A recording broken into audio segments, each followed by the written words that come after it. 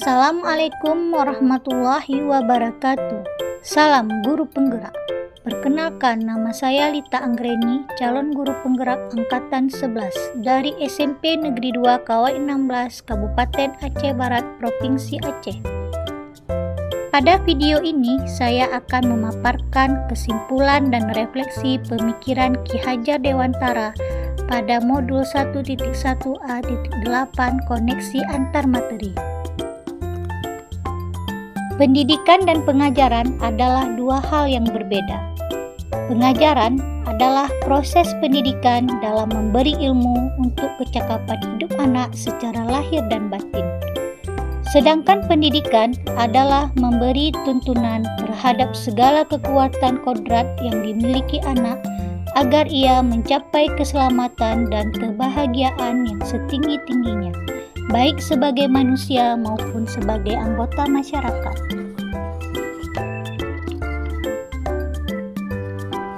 Sebelum mempelajari modul 1.1 tentang pemikiran Ki Hajar Dewantara, pembelajaran yang saya lakukan hanya sebatas transfer materi pelajaran saja.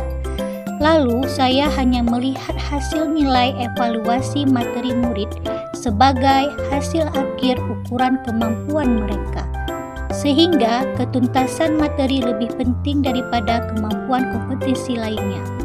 Selain itu, saya beranggapan bahwa murid hanya sebagai objek pembelajaran saja, sehingga pembelajaran terpusat pada guru atau teacher center. Saya tidak memperdulikan apakah murid saya sudah benar-benar paham ataukah belum. Karena bagi saya yang terpenting materi telah selesai saya berikan. Sebelumnya, saya juga menganggap bahwa keberhasilan pembelajaran murid saya adalah pencapaian nilai KKM. Sehingga saya pun sering tidak puas jika banyak murid saya tidak tuntas KKM setelah melakukan evaluasi. Namun, setelah saya mempelajari modul 1.1 tentang pemikiran Ki Hajar Dewantara, saya menyadari bahwa apa yang saya pikirkan dan lakukan selama ini tidaklah tepat. Seharusnya saya melakukan proses pembelajaran secara menyeluruh, bukan hanya aspek kognitif saja, namun juga afektif, psikomotor, spiritual, sosial, dan budaya.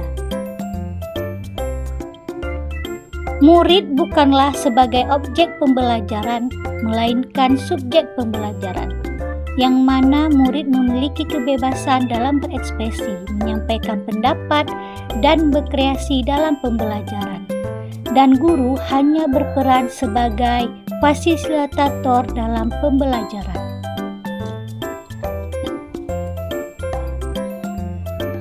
Dalam proses pembelajaran, guru harus ikhlas dan penuh kesabaran agar terwujud pembelajaran yang menyenangkan dan berpihak pada murid.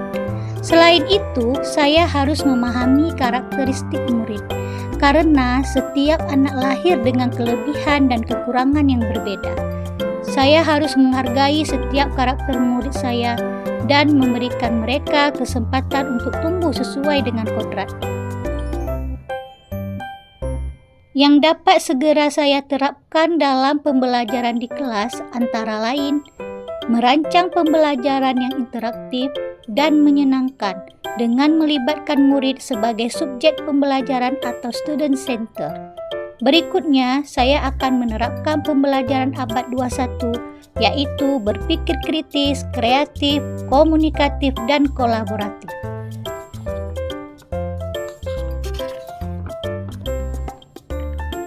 Dengan berpegang teguh pada konsep pembelajaran yang memerdekakan anak, pembelajaran tidak lagi menuntut, melainkan menuntun.